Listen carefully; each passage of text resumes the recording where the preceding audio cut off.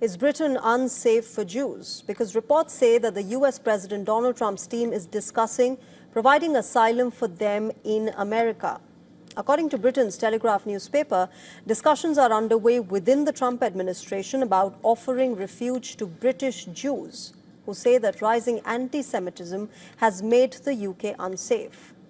The claim comes from Trump's personal lawyer. It has sparked political controversy on both sides of the Atlantic, raising serious questions about asylum, demographics, and how anti-Semitism is being framed in the post-Gaza war era. The report talks about Robert Garson, who is Trump's personal lawyer and a former British barrister.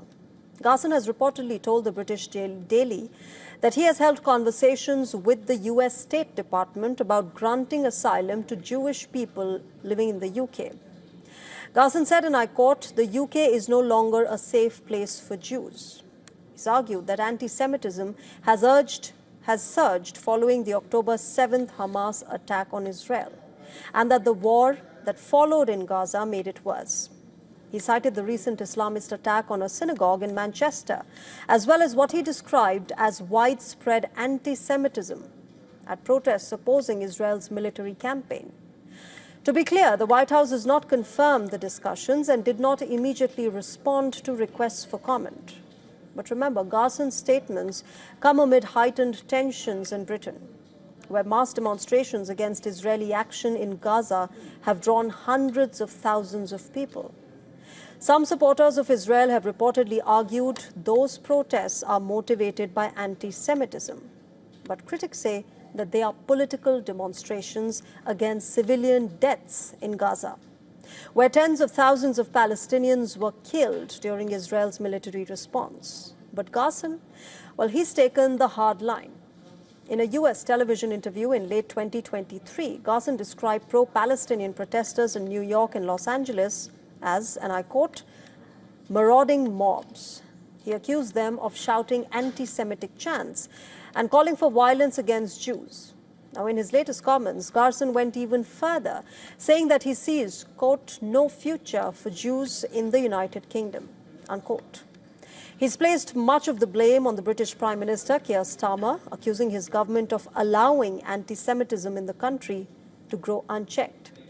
Garson's argument for asylum was not framed only in humanitarian terms. He's described British Jews as a highly educated community, adding that they speak English natively and do not have a high proportion of criminals.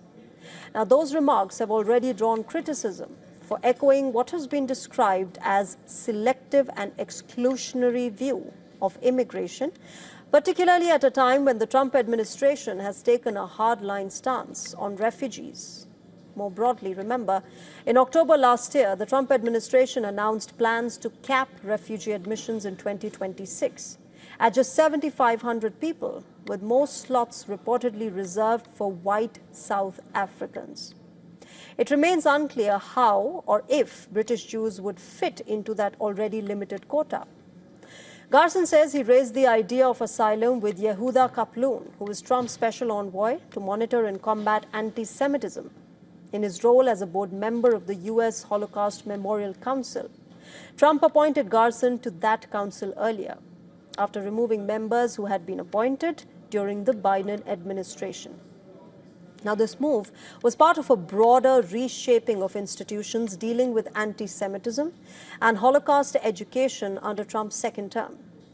Concerns about safety among British Jews are not without statistical backing. Remember, a 2025 survey by the Institute for Jewish Policy Research found that 35% of British Jews felt unsafe in the United Kingdom, which is up sharply from just 9% in 2023.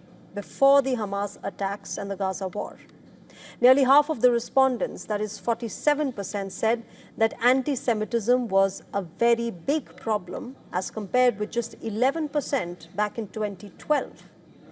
However, critics argue that fear and perception are being politicized and that asylum traditionally applies to people fleeing state persecution, not social tensions in democratic countries. Now, if confirmed, offering asylum to Jewish people from the UK would mark a big dramatic shift not just in America's refugee policy, but in how Western democracies are framing safety and identity as well as political dissent in the aftermath of the Gaza war.